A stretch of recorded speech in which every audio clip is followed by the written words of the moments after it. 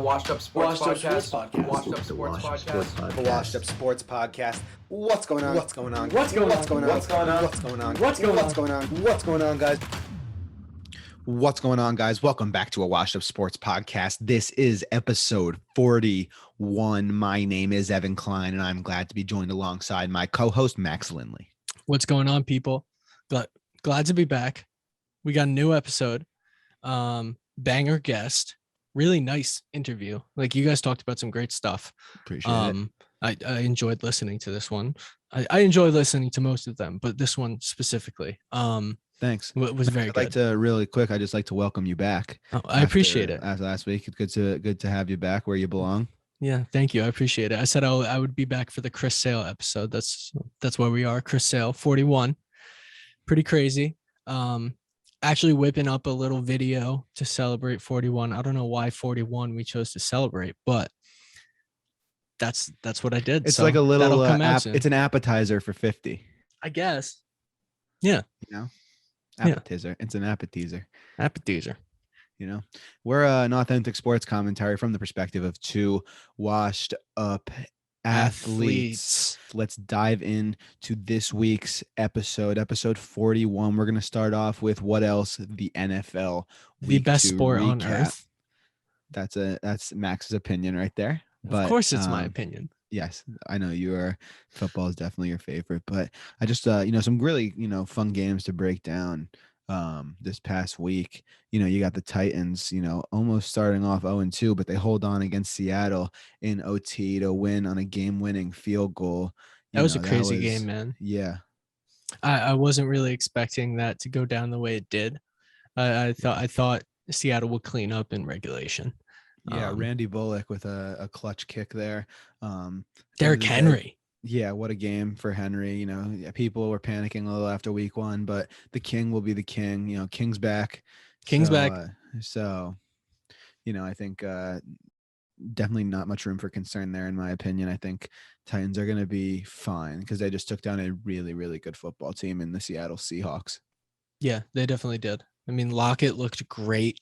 He's had a great first 2 weeks. He has a great year almost every year. When he's so healthy, underappreciated. He just has to stay healthy, He's usually healthy. He's just very underappreciated, I feel. Yeah. And that's our fault too. Like that's just everybody's fault and kind of Seattle's fault for being more of a smaller market. Sure. But he's great. Look for DK Metcalf to pick it up. Yeah, he's been a little quiet. Yeah, but I think he'll pick it up. Maybe just getting back in the groove of things. Definitely. Yeah, and then you got Brady and the Buccaneers staying hot. Father Time. Is the sky the limit for this team again, Max? I mean, I think it could be. Their defense is really, really good, and Tom is firing on all cylinders somehow, some way. They do look good. There was a time in that game, though, where the Falcons looked like they could take it away. So I don't want to say they look unstoppable because there were times against the Cowboys and the Falcons. They did look stoppable, and it looked like there was a chance for the other team to come back. But up until this point, you're right. I mean, Brady's firing on all cylinders. Gronk looks like he's that's what I was gonna say. Has a new career. Yeah, it's vintage Gronk Brady right there. Yeah, I mean, technically vintage is 25 years, but fair. But yeah, Gronk, he's having a whole new career. I think he has 3-4 touchdowns in the first 2 games. It's ridiculous. It's ridiculous. So you're right. The Bucs look insane, but you just got to hope they keep on winning if you're a Bucs fan. Yeah. I mean, their defense is mad good. So no, absolutely. You're right. They had so many turnovers this weekend. Yeah. You got Sam Darnold and the Panthers. I did want to talk about this one. Because you said you didn't think he was going to be that good. No, I mean, you thought it was same old. Played a good game. And, is it the Jets effect? It could be, I think they call it the Gase effect. Because Tannehill, same thing happened to Tannehill when he left Miami. Right. Yeah. It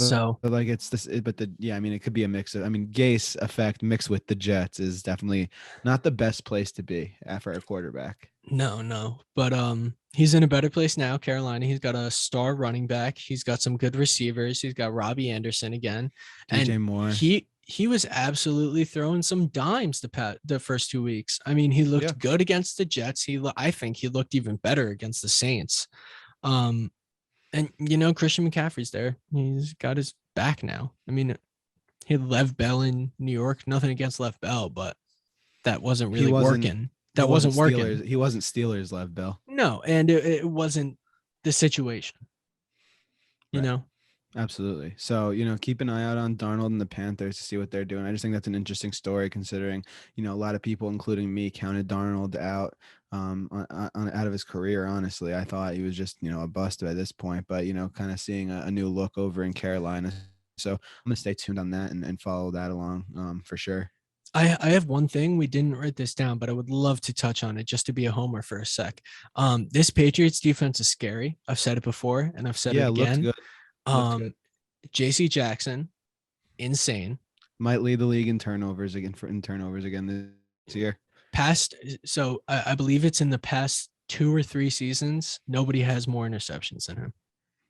Yeah. Like since he entered the turnover league. machine. He is. Yeah, he really is a turnover machine. The craziest thing, I forget who I was talking to this about, but we were talking and I was like, he's not even the best on the team.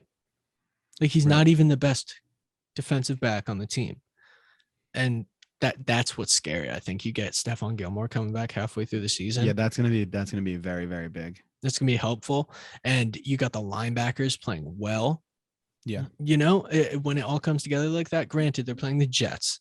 No, yeah. It's the defense, but the defense has been great. solid. Yeah. I'm not worried. The defense is not what I'm worried about. Honestly, right now, the only thing that I don't like that it isn't Mac Jones has been fine. He's been efficient. I think he's been pretty good, but I need a little more out of the passing game in terms of, putting points on the board.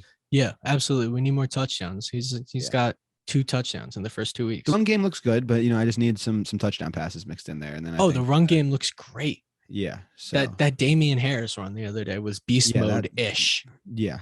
You don't see harder earned runs than that. I mean, unless you're watching Marshawn Lynch. Right. But that's what I mean though. It's it's like you don't see it anymore. Those type of runs. You're absolutely right. Yeah. Anyway, moving on a little bit. Yeah. Lamar looked great. Took down the Chiefs. He did.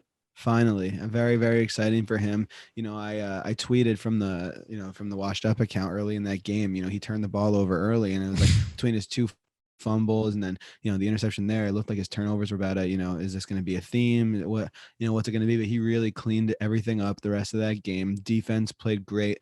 Lamar, did a lot with his feet, and they found a way. I love how that call at the end, Harbaugh put it in Lamar's hands to go and get that first down to seal the deal. You can't give Mahomes the ball back in that situation, and he found a way. So props to him for finally taking down his kryptonite. Yeah. Did you see my reply to that tweet? I did not. Oh, I just replied. Like you posted it and I replied like 2 minutes later. No. You're like, is this going to be a problem? Fair. And I'm like, no, this is not a problem. Definitely. Lamar is so good, man. He is good. I think he has a chance to do something special in Baltimore. Yeah, I really like him as well. I think he's a special player, of course, unlike any type of player we've ever seen at that position for sure. Yeah, totally. Moving on, Packers, they defeat the Lions last night on Monday Night Football. Aaron Jones explodes 4 touchdowns. That's right. Not 40 touchdowns. That'd be insane.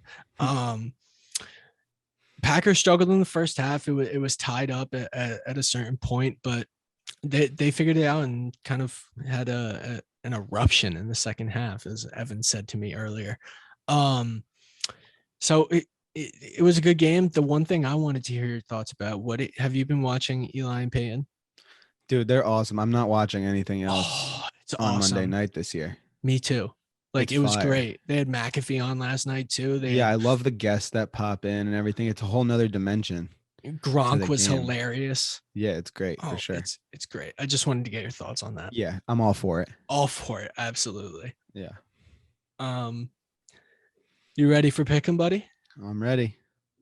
So the score, and I will brag about it, I am winning 3-1 against Evan. Yes, sir. From week 1. We had no pick'em last week, so we got a whole big bunch of games this week that we're going to pick. Yes, we are. Starting with? Chargers, Chiefs. Who you got, Ev? Got the Chiefs. I'm gonna stick with you there. Chiefs. Falcons, Giants. I'm gonna take the Falcons. I'm gonna go Big Blue Wrecking Crew, New York Giants. There you go. We got the football team against the Bills. I'm taking Buffalo Bills. I'm gonna stick with Washington. The Bills didn't look great last week. They didn't look great week 1. So They won 35-0 last week. I know Tua wasn't in, but come on.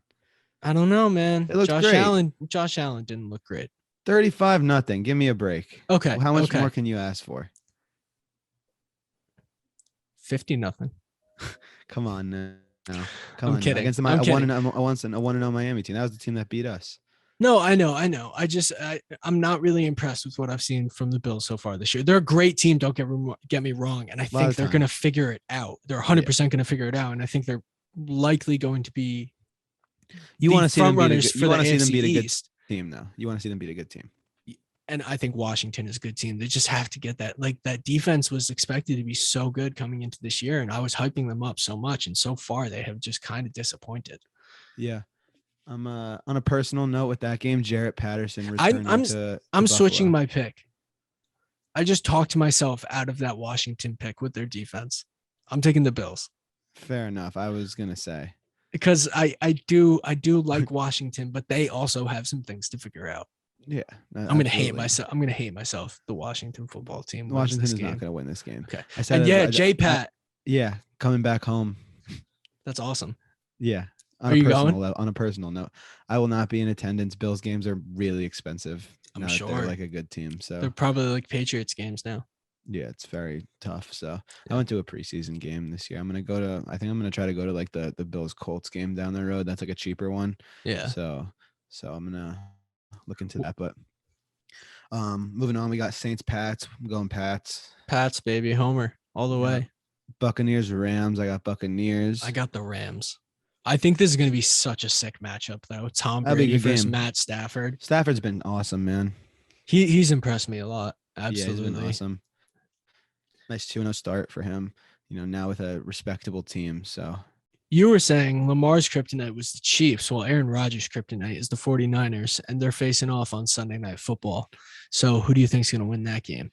What's his all-time record against the 49ers? I'm not sure. It's not good, though. Let's see. Aaron Rodgers versus 49ers all-time. That's going to be... Hold on. I have it right here. That is 4-6. There you go. So it's fair. It's definitely fair. I don't know, because the Packers looked great last night. The 49ers did not look great this week in their win over the Eagles. So it's a tough game. Can you go first? I was going to ask you to go first. Well, I was just going to take whatever team you didn't take because I was planning on doing. It's like a pick 'em. Yeah. True pick 'em and pick 'em.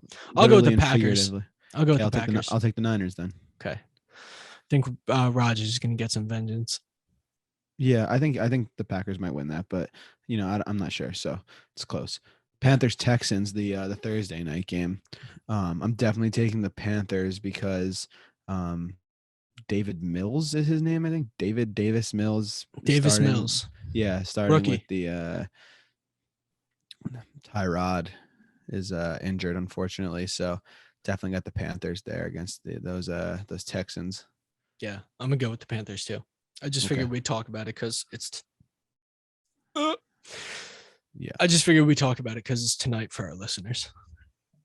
That's right. Yeah. That's right. So Fair Thursday enough. Night Football, good game, hopefully. Right. I mean, dude, the Texans still have some good backs. They got Brandon Cooks. They got some good receivers. So it's not a write-off. Like it's not a win. Yeah. Automatically. Yeah. Mark Ingram has been decent actually. Yeah. And then Cooks over at the receiver with a couple others. Yeah. Not terrible. So So those are our picks. We'll get back to you with the scores next week. Yes, we will. With some more picks. How about you take us into this interview? Absolutely. First, we need a word from our sponsors. So if you don't want to hear a word from our sponsors, go check out our Patreon, where you can subscribe for $2 a month, and you will get ad-free broadcasts a day early and a bunch of other perks. So go check it out if you don't want to hear our ads. If not, here's a word from our sponsors. Today's episode is brought to you by the Daily Scoop. Daily Scoop is the premier dog walking and pet sitting service in Bergen County, located in Glen Rock. Daily Scoop provides service not only to Glen Rock, but to several surrounding towns as well. They ensure that you are getting the best possible care for your pets while you cannot be with them. From the simple dog walk to daycare, at the Daily Scoop, they have you covered. And if you need to leave town to visit your family or friends for the weekend, have no fear. Daily Scoop offers pet sitting services as well. Inquire for more at www.thedailyscoop.com. That's scoop with a K at www.thedailyscoop.com. Here's Max with their Instagram. Daily Scoop LLC. Check them out. Scoop with a K. Today's episode is in partnership with the Retro Recovery. Retro Recovery is New Jersey's #1 source for vintage clothing and 90s nostalgia. From vintage football jerseys and starter jackets for the draft to vintage baseball tees and caps for opening day, the Retro Recovery has you covered. Get you swagged out. And free shipping is offered nationwide. Hell yeah. Woo! Shop the spring collection now at theretrorecovery.com. And if you want to save a buck, use code WASHEDUP. That's WASHEDUP for 10% off of your order. That's code WASHEDUP at theretrorecovery.com for 10% off your order. Get your gear now. We are now happy to be joined by Taylor Ringold. Taylor is a tape operator at Wfan Radio, amongst other things. Taylor, thanks for being here today, man. Really appreciate the time. Evan, thanks, dude. Thanks for having me on. Absolutely. So, John, just wanted to, before we dive into the interview, ask a little bit about your background, where you gained your first love of sports and figured out where it was kind of where you wanted to take your career path. I know you were a baseball player your whole life, played college ball at SUNY Purchase. Tell me a little bit about, how you, became, a lover of sports and wanted to get into it. Great question. I loved sports from like a young age, played baseball forever. Like you mentioned, played in college too. I remember going into my 9th grade guidance counselor's office and kind of figure out what do you want to do for a career. And then you realize like, hey, look, well, you're not going to be playing for the Yankees. So let's be realistic here. So I said to myself, what's the second thing closest to that? And that is talking to players and talking sports. So right then and there, I made goals for myself at certain ages, what I wanted to hit and where I wanted to be in my career. And I've kind of hit all those goals in stride over like a couple of years ahead of what my goals were. And I've had a great time. I worked for the New York Giants. I've worked for the Minnesota Twins. I currently work for WFAN Sports Radio. I have my own podcast. I've done other local radio, Stony Brook University, some cool stuff along the way. And it's, for a young guy like yourself, you got to understand this is a grind. And you already know just from talking off air before, it's a grind. And you also have the Clubhouse Club where I met you, MLB on Clubhouse, talking all things baseball. We're definitely going to get into that. Yeah. So, yeah, it's kind of started when I was in 9th grade. First internship, I was 16 years old. The story is that my dad's coworker / best friend, I think it was his cousin, was the meteorologist at a local ABC affiliate channel in Tulsa, Oklahoma. Wow. My dad's from Tulsa, so I have family in Tulsa, so it's kind of like perfect. So they got me in there for about a week and a half, 2 weeks with the sports department. I was hanging around the sports guys. There was like 3 or 4 guys that were there. And I've been somewhat in communication last, maybe 2 of them over the last 10 years still. Sure. But that was my first opportunity, covering sports. And I didn't do really anything. I was more of the stat guy for those 2 weeks. I would research, tagged along. I had the credential pass on. And, in Tulsa, Oklahoma, there's There's no pro sports, so it's high school football, and they have the University of Oklahoma, they have Tulsa Hurricanes and Oklahoma State Cowboys. So for college football, and I got to experience stuff that not a lot of 16, 17-year-olds were doing, 18-year-olds were doing. So Yeah, absolutely. I figured out exactly what I wanted to do and what I didn't want to do right from that internship. So I didn't want to do local news. Right. I wanted to do something more, and I didn't know what that was at the time. But then as I've gradually gone through my career, I kind of figure out what it is. Right. So you mentioned, you started working in sports media with the New York Giants, Minnesota Twins, and with that, you got to interview a lot of, really talented players during your time. Tell me about the whole experience during that stage of your career, what that was like, and then ultimately at the end of it, what led to you moving on from that? Man, you'll learn this early on if other people you interview talk about their careers. You'll notice that a lot of us, we just jump around, right? You just jump around from place to place, and it's kind of like this unwritten rule early in the industry. You got to work at a lot of different places and kind of work all over to show other people that you can work anywhere, you can do any kind of job. So Right. I realized, I got the internship with the New York Giants when I was a senior in college, my first semester doing production department. Do I like behind the scenes stuff? No, but I knew that would get me in the door. Just starting my official career. Like I started this little internship at a local news station with the sports department, which was nice. First internship, but this Giants one 4 years later was really the first one. And I was in college. And it was an unbelievable opportunity, and you got to keep leveraging that as you go on. And then I graduated college in May of 2017, and then in November of that same year, I got a call from the guy, my boss for the Twins, that I got the job in the broadcast department, and I was freaking blown away. Freaking out. And that was Thanksgiving Eve. If the listeners know, Thanksgiving Eve is a pretty popular thing to do. You go out, have a good time with your friends right before Thanksgiving, everyone's home. And I got the job and I partied my ass off and I had the best time. And then, you got to hunker down. And I was like, hey, look, I'm moving out of the state. I'm moving in the Midwest. Thank God I had an aunt who I'm very close with, lived in Minnesota, still lives in Minnesota. So stayed with her for 10 months, had like almost like a fully furnished like apartment downstairs basically. And it was great. I was, 20, I just turned 23 when I started. I started January 27th of 2018. And that was like when I started, and my birthday was February 3rd. So 22, 23 years old. That right now, that's the best job I've ever had, working for the Twins, because I know you just asked about interviewing players and stuff like that. That's what I've always wanted to do. And that's what you were doing with them. Oh my God, Evan, it was the freaking best. It was so cool, so awesome. With the Giants, I got to hold the mic. I got to hold the mic in front of a player. I just couldn't ask any questions. I was kind of like a placeholder, because the camera would be on the player and the other microphone in the camera, but you wouldn't see me. So I was standing next to Eli Manning, Odell Beckham Jr., Sterling Shepard, some of those big names, but I wasn't asking the question. I was dying because I was like, this is what I'm made to do. And I want to ask them. I want to, pick their brain, whatever. And I would ask like the good question, because sometimes reporters wouldn't ask the good questions. And I was just there and I was like, what are you doing? I've made some great friends over there, but then when I go to Minnesota, I had to hit the ground running right off the bat.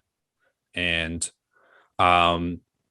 it's funny, they don't teach you in college how to interview a professional athlete. It's very true. You just don't know. It's something you just got to learn on the fly. You can interview, you can interview me, I can interview you. We're normal people. Right. We're not Mike Trout. We're not Joe Mauer. We're not Carlos Correa, whoever.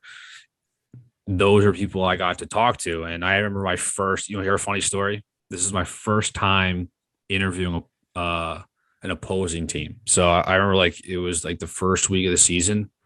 I got to kind of thrown in quickly. It was a quick homestand. And interviewed Brian Dozier, whoever, very smooth, cool.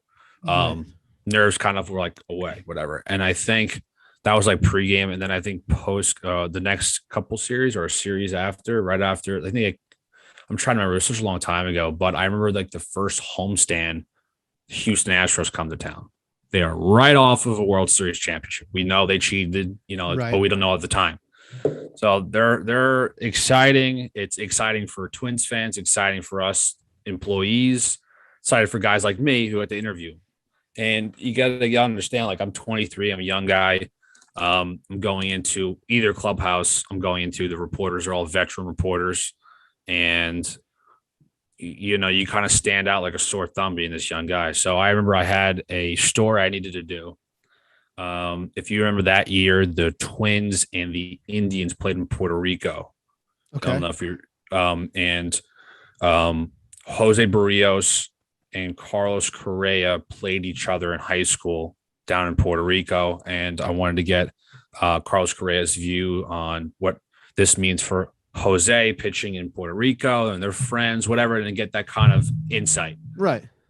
Well, I was extremely intimidated. I was so freaking nervous, dude. I walk in and, you watch all these players when you're just as a kid, and then you're watching them as you get older, and then you're Alex Bregman's over there, Correa's over there, Brian McCann is over there. Yeah. And then one guy, I've only gotten starstruck twice during that time. And I'll talk what I interviewed Mike Trout. But then when Justin Verlander just walked by me, I was like, what is going on? What planet am I on? It was just very surreal. But then I interviewed Carlos Correa. I see him. He's sitting next to his locker.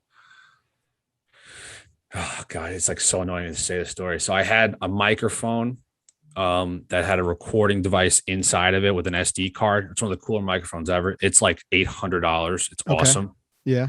So I clicked that. And then as a backup, I'm not used to using like mics and like something like this. And then I had your old standard tape recorder. Click the record button on that. And just for backup sake, I took the voice memos app on your phone. Yep. And recorded on that. So I had like 3 like in Carlos Correa's face. And I just wanted to make sure that I was, no problems, whatever. Yes. George Springer goes over to the the DJ booth or whatever and takes his iPad and starts blasting disco music. Imagine blasting disco music and you're trying to get audio sound. Oh no. So barely anything got picked up. I'm freaking out because I'm a young guy. I want to tell him like, hey, can you turn it off? Knowing from my time with the Giants, when the guys would be in the locker room, dancing, whatever, when the media would come in, the head of the PR department would tell, or they would be the ones to lower the music. Well, nobody on the Astros did that. And I was too afraid to ask. So I was like, all right, we'll just kind of wing it here. And then what even matters worse, Carlos Correa was busting my balls. And he says like, oh, I can't speak English. And I was like, well, clearly you can. And then you have Alex Bregman, Jake Marizic, and I had somebody else who were kind of like looking at my outfit and kind of roasting my shoes. They're kind of give me a break. So I'm like sweating and I'm trying to get the quotes out, and I got it. I had to like fix the music, fix the audio, take out the background noise and stuff like that. It was usable, but it was my first time interviewing an opposing clubhouse. They didn't make it easy for you. No, but I'm happy it was like that, because there's also like the things you got to learn early on. It's like you got to fight through the adversity, fight through like the BS. And I'm glad it happened like week 1 of the season. Yeah, I mean, there's a bigger lesson to be learned there. Right. And it's all those lessons, right? There's all these lessons and cool opportunities and cool situations that came about in that job.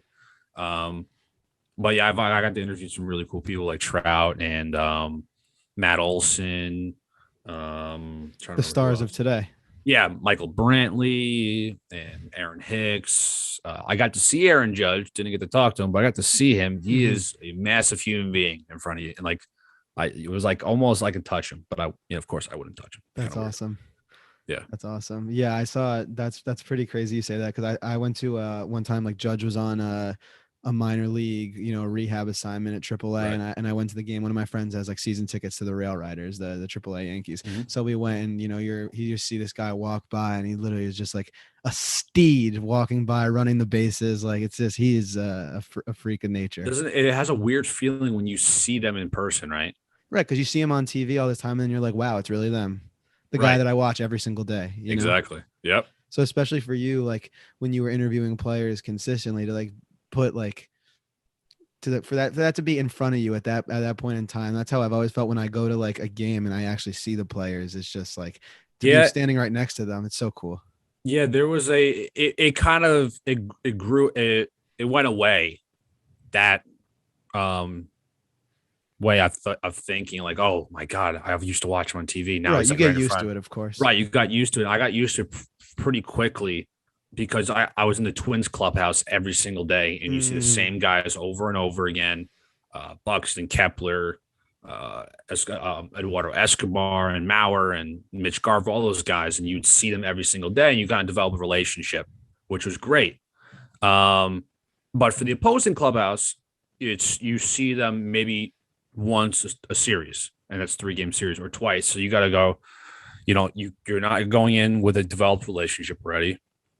You're going in there kind of blind. And for a new guy like me, I don't have any years of interviewing this one person, right? There's like 20-year veteran reporters that have interviewed this guy his entire career. So the relationship's there. For me, that's another, thing that was annoying, but also it was great because it was a little adversity. I needed to get the job done, in and out, and get a quality story done. Right. Yeah, absolutely. So, moving on from that a little bit, I kind of want to talk to you about, what you've done on Clubhouse, that platform, Sure. And how you got the ball rolling on that. You're the founder of the MLB Club, and, that's got 1.6 thousand members currently. And, that's actually how you and I first met. I joined, Mm-hmm. I was, I love Clubhouse, and, I'm on there fairly often, obviously love baseball. So I guess I started joining the rooms fairly on in the process when you started that up. You were one of the first ones, Evan. Absolutely. What's funny was I joined Clubhouse because at the time it was invite only, right? Right. Yeah, that's when I joined as well. Right. I joined January of 2020, I want to say. No, maybe 2021. I don't know. No, 2020. What am I talking about? I'm gone for like a year. And my friend Julian invited me. I joined, and of course I was like in the social rooms, and I was in like content creating rooms. And I said to myself, I want to start a baseball one. But at the time you would have to show value. That's what they call it. Yes. Be on the app 3-4 times a week for like 3 weeks straight.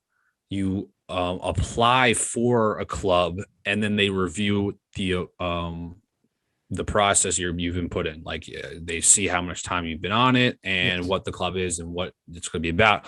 So I didn't do that. I waited because I heard that they were going to roll out this feature where everybody can make a club. Anybody and anybody. You have 2 opportunities a month to do that. And I waited and I waited. And I remember I was working at WFAN, one of my late night shifts, and I was just getting off, and I popped on Clubhouse right before I left, and I saw the feature rolled out. Stopped what I was doing. I missed my train, right? I made MLB on CH, and right from there, I made the club, and it kind of grew fast because I was already on the app for so long already, for about maybe 8 months or something, right? 6 months. So I was in a lot of rooms, and I kind of I had a small following a little bit. I had like 700-800 followers, which was, I guess at the time, that's kind of like a decent number in Clubhouse standards. Right. And I just invited all of them. And then once you have, I think at one time, MLB on CH, when you typed in MLB in the search bar, it was the very first baseball club. And I was competing against other clubs. That's how I found it. Right. But I was competing against other sports clubs that talked about baseball, but I was strictly a baseball club. I wanted to make that its own thing. I had consistent listeners like yourself and others, and I added Kimberly Bates on as one of my moderators right off the bat. Yep. And then Johnny, and then Justin, and then we would have guys like Will, Toe, and the SRO Cole, baseball guys. SRO baseball guys, which Right. I know this. I'm not saying their last names, which I don't know why I'm not saying their full last names, full first and last names here. But if you go on Clubhouse, you can see a club called the MLB Club, which was those three guys' clubs, their club. And Kimberly came to me and said, why don't the two of you guys join forces and be one club? Since the SRO guys, Will, Cameron Toe, and great team. Great team. They had a following too. They had 400 or 500 followers in their club. We had a big Zoom meeting and we said, hey, look, what's the idea here? Should we join together and be a one giant club? At the time, I think my club had the MLB on CH club had about maybe 1.4K, I would say 1.5. And then the three of those dudes came along, and we have the best MLB, best baseball club on the app.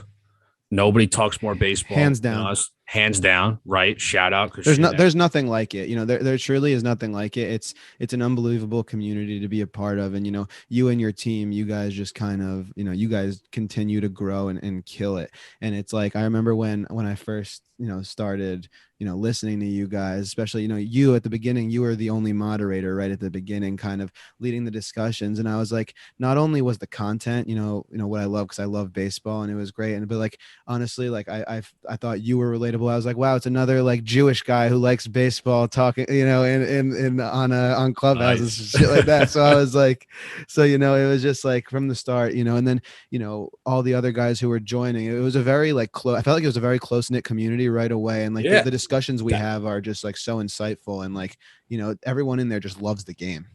Dude, that's the part of it. That's why that was one of the reasons we, as a collective group, we decided to join together, because Will, Cam, and Coles, they have such a knowledge of baseball already, right? And they're a mixture of Yankee fan. Will's a Cub fan, and they have an overall passion. It's not like they just know specific teams; they know all of the game, insides and out. And when Kim came to me and said, "Hey, what do you think about that? Of them combining forces here?" And I said, "You know what? I took a little time to think about it, and then I said, you know what? Because we were always overlapping our shows. They would be in MLB on CH. I would be in the MLB club, and in their rooms. And then we decided, like, what are we doing? We should just go together. And it's the best decision we've made. We've only gotten stronger. We have big promotional rooms. We had a Field of Dreams room that was a massive room. We've had our trade deadline room that we had like 400 or 500 people in it. We've had former players and also current players come in, former managers and agents that have come into these rooms. And it's something that we're just getting started when it comes to building big content. And we got new shows lined up tonight. We're recording this on a Monday night at 5:30, but even tonight at 8:00 at night, we have a versus room. Who's better, A-Rod or Jeter? And the last time we did a versus room, which was Bonds and Ken Griffey Jr., it was a great turnout, a unbelievable, debate conversation. And tonight's versus room at 8 p.m. is going to be the same thing. I'm Team A-Rod, but we can save that for the 8:00 show here. Right. Even in 30 minutes here, we have our weekly recap room at 6:00, and we have a consistent schedule of certain shows, and we are in development of having more shows, like a minor league report. Once the off season hits, we're going to do weekly recaps of certain teams in general. Of course, hot stove, but the big thing is going to be October and playoff baseball on MLB on CH. It's going to be a lot of coverage. We're going to have a lot of shows. It's going to be nonstop for the month of October. So if anybody who's listening, MLB on CH is the number one place for baseball. We have a brilliant amount of minds that have joined the show. We got Chris Henderson, who's our newly joined moderator who works and covers for the Texas Rangers. Oh yeah, He's Chris great. is the man. Chris is the man. So we have a lot of people that contribute, and as a number one follower like yourself, Evan, you've been contributing value, as they say, on Clubhouse since day one. I appreciate that. And, it's so great because, anyone who's listening, I recommend you check it out because it's like, nobody's like, because you feel like, sometimes with these things, there are some rooms where you're like, oh, like, I don't want to talk because I don't think I'm like important enough to speak on this. And like, people don't know who I am because there's people up there who like are known in like the community and stuff like that. The cool thing about Clubhouse is you can connect with those people and like, you have a voice that you can speak to, and like, people want to hear what you have to say. You know what I mean? Like there's no like not too important enough to speak or whatever. Like you can get on there and like speak your mind. And I think that's something that like that you were super great about, just like including everyone, welcoming people, and like creating that type of environment where it's like, come here and like join the community and like share the love of baseball with us. You know what I mean? That's our goal as a team. We want to have everybody have the ability to talk. Of course, no trolling and can't be, don't be rude and, don't be annoying, but we want everyone to communicate. We want everyone to talk about their passion about baseball. If you want to talk to passion about your Red Sox, come on up. We have enough knowledge to talk about it. If we want to talk about the Royals, Kimberly will be leading that pack. We have enough people to talk about baseball. And not only that, but we love talking to other people, because when I first joined the app, sports was very small, right? And now it's become a bigger thing. The NFL has been contributing to Clubhouse, a lot of huge NBA rooms, but baseball was not really a thing. And we as a group are leading the charge. And we all have said this, not only I'm saying it here, but we've said it in our meetings. We've said it in our just phone calls that you are by far one of our favorite consistent listeners. It's not even a question. I'm truly honored. I don't even know what to say to that. I am honored. That's awesome, dude. Yeah, I no, appreciate you come in when you can, and when you come in, you talk. Yeah, dude, if I could be in that room all day, every day, and dismiss every responsibility I have in my life. Wouldn't that be great? Just talk baseball and you have no other responsibility. Bills to pay. That's what I would do. I truly enjoy it. Yeah, I truly enjoy it. And I know anyone else that checks it out, if you like baseball, you'll enjoy it too. But, moving on a little bit, a little bit more about you. You're currently working tape operator, WFAN radio station out of New York. Tell me exactly what goes into, being a tape operator and how that experience at the station's been for you. And then also, following up with that, you had the chance to host your own morning show recently, early in the morning. Congratulations on that. Thank you. On the Fan. I got to tune into it for a little live but I ended up it was a little late at night for me. It was a little late at night for me, but I tried to catch the rest of it on YouTube. I saw that was on YouTube. So unbelievable for you and everything. So just give me a rundown of WFAN and what that's been like. Well, first of all, thank you for listening live and also watching it over. But first, I do want to say the tape operator job, it's important, but it's not the most important, I'd say. I'm being completely honest with you, but it's important in the sense that it's an editing job. You are editing highlights, and our update anchors and some hosts for some shows, they use the highlights, the audio sound bites for their shows. And leading into out of a commercial break, you'll have either Bob Husler or Erica Hertzwitz or Mike McCann. Those are update anchors, and they would have their minute and a half script, 2-minute script with a highlight package inside. So my job would be that. I have, if you can picture it, I have a TV to my left, TV to my right, TV in the middle. I have TVs all over, and I'm listening to all of the local games at the same time and cutting highlights. So you guys, like, I'm sitting in my chair for like 5 hours straight and just 6 hours straight, and I'm cutting highlights. During the baseball season in the summer, it's a little easier. There's only a few sports that are on TV, but once the winter hits, you have or the fall hits, you have October baseball, you have NFL. football, you Right. have college football. If I have to cut some local college football games, which is very rare. And then you go into the winter, there's still college football, the NFL, NBA, NHL. So it gets like a ton all at once. There'll be days I'll come into the office and I got to cut 4 games at once. So it's like it's a lot of work and it's very important work. And it's for some people, they might not look at it as an important job. It's not the most important, like a producer or It's an board op. unsung hero type of thing, though. It's I like, say that because without the highlights, it's very hard for anybody to do their job. right. Right. It's one of those things that nobody thinks about, but you need it, you know? Yeah, and it's something where it's kind of like the first stage of behind the scenes. Then you go to board op and you go to producer, or you can go vice versa. And I've the process to get to that point couldn't go quicker than others. So I'm hopefully going to the process of going into the producer role. But for the show, I had the opportunity to fill in at WFAN on September 2nd from 2 a.m. to 6 a.m. I covered a 4-hour span of a show by myself in the same studio that Mike Francesa and the great Craig Carton, all those guys, you would have recorded their shows over the years.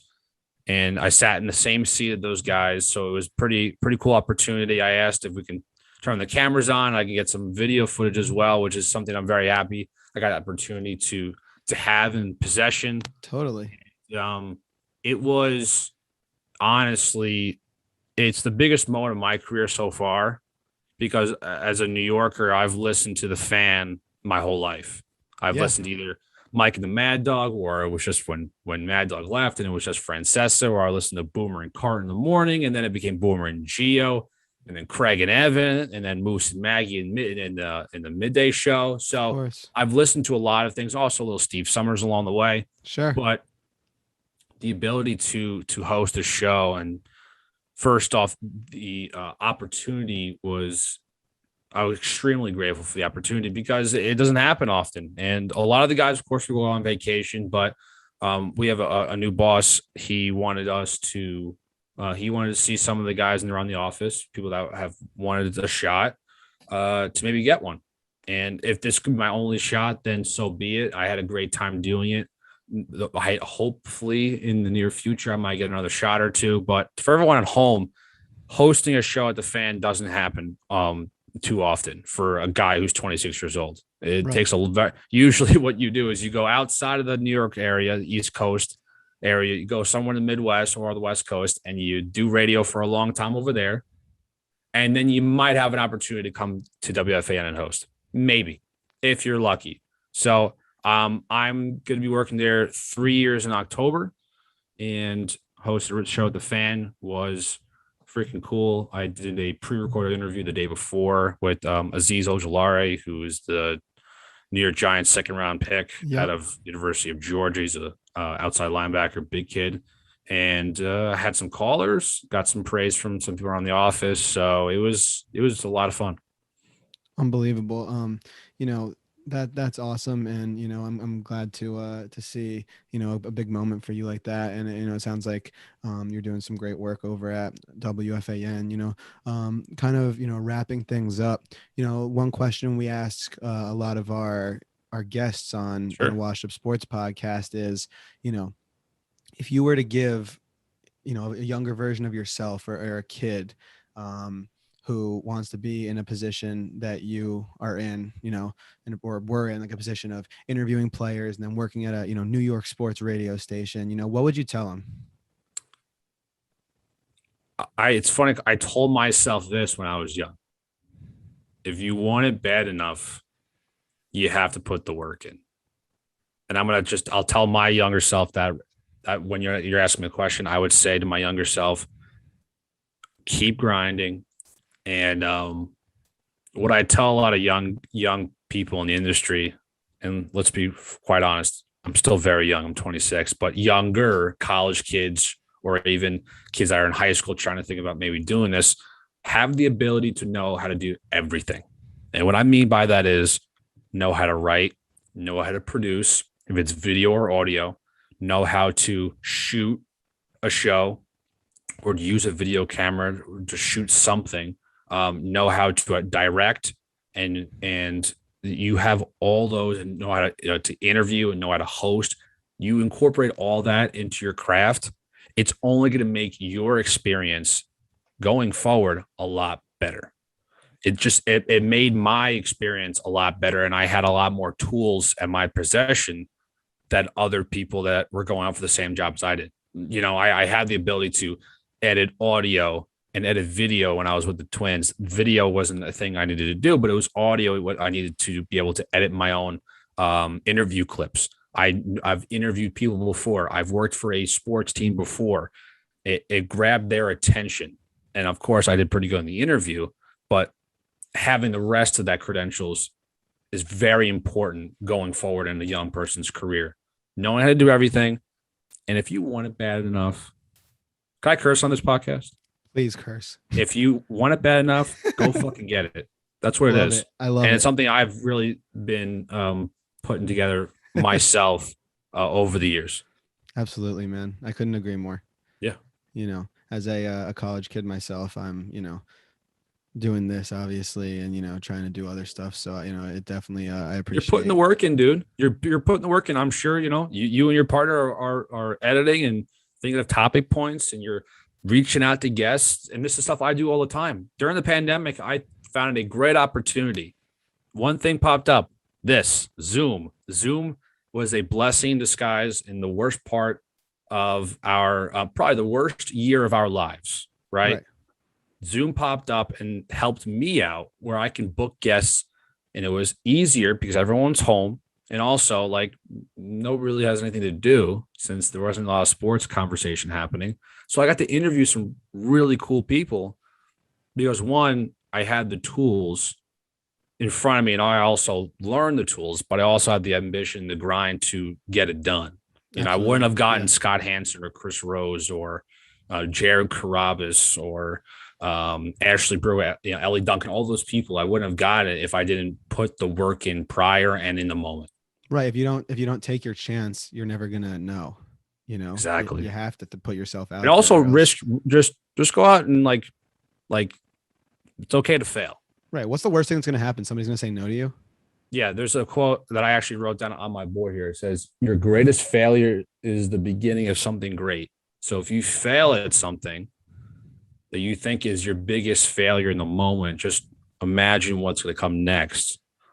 It could be the biggest thing coming next for you. So that's what I'm just saying going forward. We're leaving off on that quote. You know what I'm saying? Yeah, shout out Maverick Carter. That's my guy right there. Absolutely. Taylor, unbelievable having you on, and, just appreciate the time, man. This was fantastic. Looking forward to staying in touch, and, congratulations on everything, man. Thanks, man. It's just the beginning, and same thing for you too. Welcome back from that interview with Taylor Ringold. Unreal interview. Very, great experience to sit down with a guy I consider friend. Taylor Ringold is really, awesome guy, and he's helped me a lot and given me a lot of great advice on, a professional level about, this stuff and all that. So definitely shouts to him, and a big thank you for taking the time and for helping me out. So really good opportunity there, and definitely a big appreciation. So our final, segment of the day, we're gonna go into the MLB. We are a little less than 2 weeks until, a very highly anticipated playoffs that I am super stoked for. We're getting into that time period where like so many different sports are on at the same time. And, for a lot of people, it's like once football comes on and other things get back into it, it's like they get a lot less invested in baseball. I couldn't be more invested in baseball right now. Yeah, Max is pointing at himself. I could not be more invested. This stretch right now has been so unbelievable, and it's amazing. With the AL wild card so nuts, in all likelihood we're seeing 3 AL East teams in the playoffs, and right now it's if the season ends today, that would be Red Sox and Blue Jays, Yankees knocking on the door. Final Yanks-Sox series of the year at the end of this week. Just colossal. That 3-game set is just gonna be colossal. I'm pretty sure it was you who said to me that how sick would it be if the Yankees and Red Sox were fighting at the end of the year for that wild card spot? Yeah, and here it is, and you know, And it and how could sick be. would it also be if they play in the wild card? That would be, you know, very very crazy as well. That'd be sick. Yeah, so you know, with the Blue Jays, you know, they've just been red hot, and it's a question of, are they just red hot like this down this like final stretch, or are they for real? You know, I think they could definitely they definitely are for real, and now that they've like figured out a lot of the pitching problems, stuff like that. Just a deadly lineup, and you know, Vlad, you know, could be a triple crown winner and get his team into the playoffs. I think there's definitely a conversation to be had about MVP over Otani. I think it's a conversation that is going to be had. I don't know if he will win. I don't know. You know, Otani hasn't been as good as he was mid-season form down the stretch, but Otani is doing something that we have not seen. So it's the AL MVP race is very, very, you know, very crazy for me right now, and I don't even know, man. So that's just some food for thought for everyone out there, and you know, just very, very awesome. And then in the NL, in that wild card, you know, obviously we're gonna have the Dodgers. You know, if let's assume the Giants are winning the division, you got the, you know, you got the Dodgers, you know, and a great team who is generally a division winner in the first wild card. That's basically set in stone. If we're let's go with that. And then Cardinals have shocked the world as of late. You know, they did not have good chances, you know, from the All-Star break down the stretch, you know, to make this playoffs. It's And my boy now, Yachty. yeah, now to see the Cardinals just playing unbelievably, you know, great baseball right now. Very, very hot hand. Could possibly ride us into the playoffs, would be so crazy for them. And, you know, to see a playoff potentially with no Reds or Padres just seems crazy. So NL was just so tough this year. And, you know, this playoffs is going to be so competitive, and I just can't wait. Max, thoughts? That was a lot to take in. Yeah, I really But just ran no, with that. yeah. The Reds kind of saddens me because we wanted to see Joey Votto get back in the playoffs again. That's right.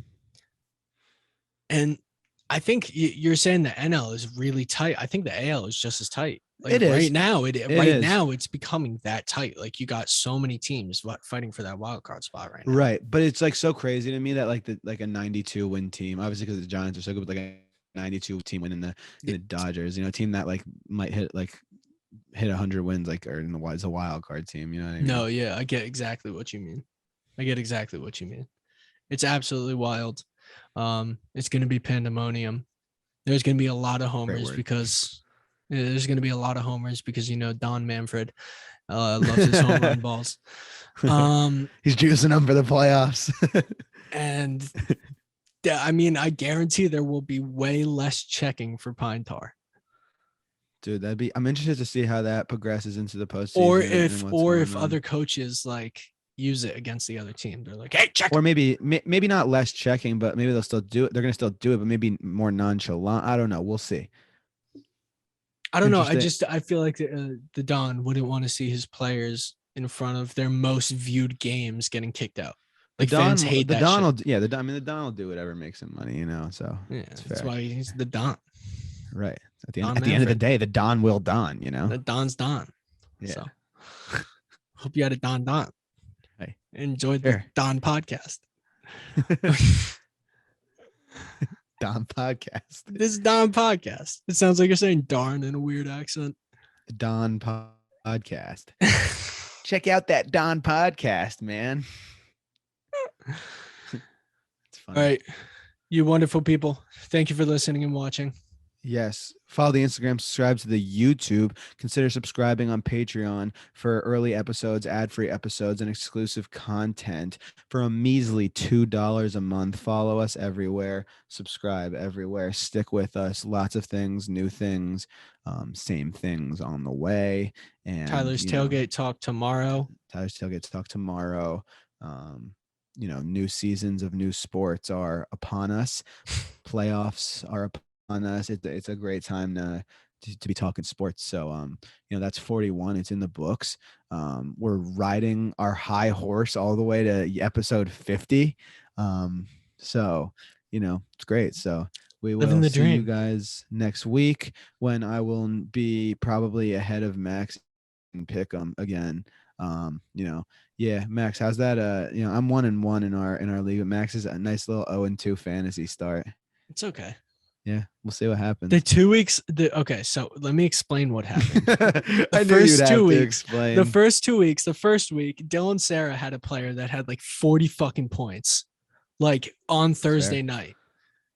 He had Tom Brady during week He one. does have Tom Brady, and he right. fucking went off. So I went into the weekend, and then Aaron Rodgers scored just like 0 points in fantasy that week. That's correct. Then the Aaron next Rodgers week, did I do very played bad. Gavin, and he had Derrick Henry, who scored damn near 50 points.